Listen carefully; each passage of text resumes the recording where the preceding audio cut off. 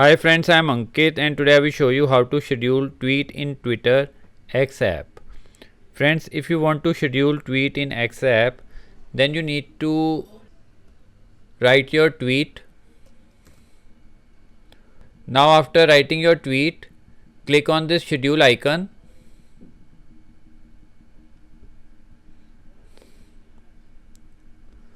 Now here select the date.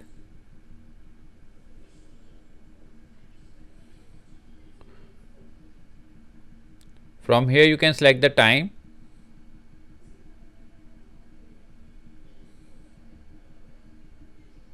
So I have selected 16th April 5 p.m. Now click on confirm. Now press on schedule again. Now friends, my tweet is scheduled for tomorrow 5 p.m. So friends, like this you can very easily schedule tweet in X app. I hope you find this video useful. If you like the video, then press on like button and don't forget to subscribe our channel and press on bell icon to receive email notifications free of cost.